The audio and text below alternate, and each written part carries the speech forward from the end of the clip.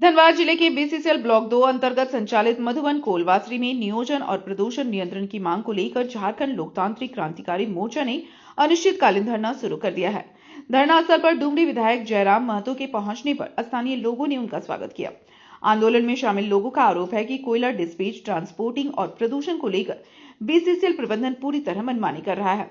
धरने को संबोधित करते हुए विधायक जयराम महतो ने बीसीसीएल प्रबंधन और स्थानीय जनप्रतिनिधियों पर तीखा हमला बोला।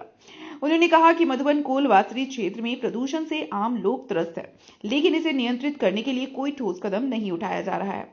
बीसीसीएल पर रैयतों और विस्थापितों को नियोजन नहीं देने का आरोप लगाते हुए उन्होंने कहा कि वर्षों से प्रभावित लोग रोजगार की मांग कर रहे हैं।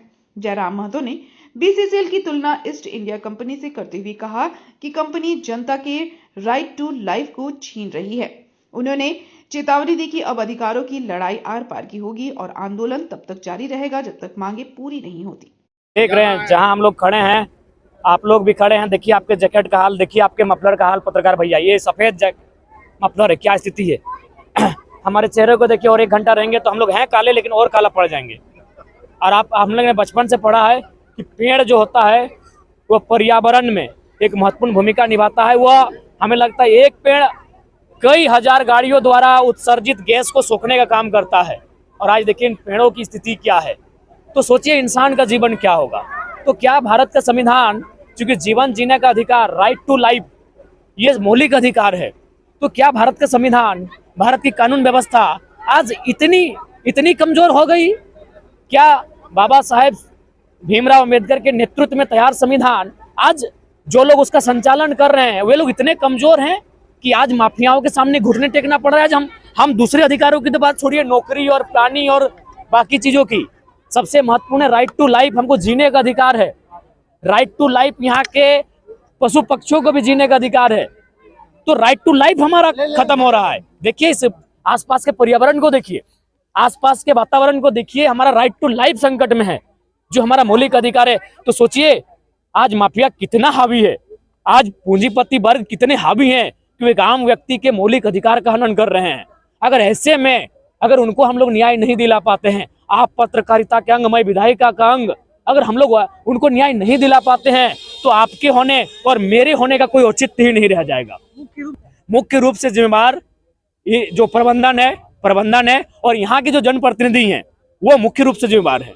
चूंकि आप सभी जानते हैं अभी ईडी का जोर पूरा खूब चला धनबाद जिले में, जीएसटी का घोटाला सामने आया, कई जगहों पे छापेमारी हुई और कई करोड़ पैसे सामने आए।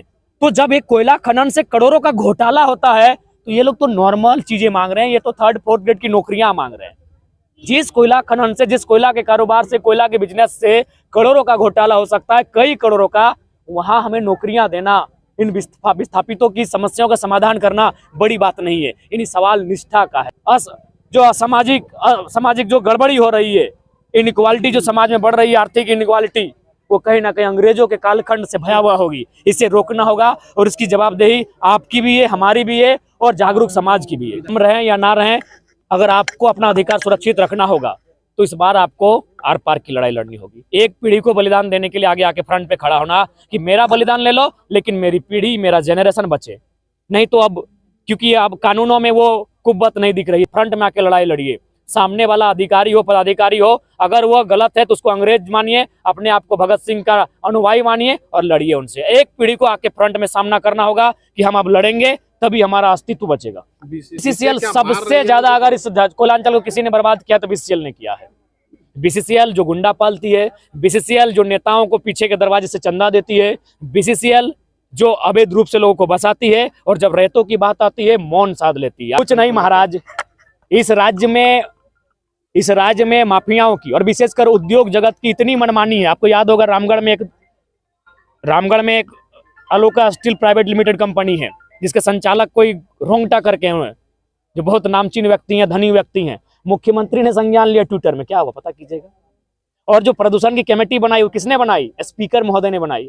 अरे जिस राज्य में मुख्यमंत्री को नहीं पूछा जा रहा है, स्पीकर को नहीं पूछा जा रहा है, उस राज्य में आम व्यक्ति का क्या होगा? पत्रकार बंधुओं, ये चिंता का विषय है, हमें चिंतन करना चाहिए। पत्रकार बंधुओं, तो आम जनता की इस राज्य में क्या होगा? इसलिए मैंने जनता से कहा कि एक पीढ़ी को फिर से तैयार कर लो एक युद्ध के लिए।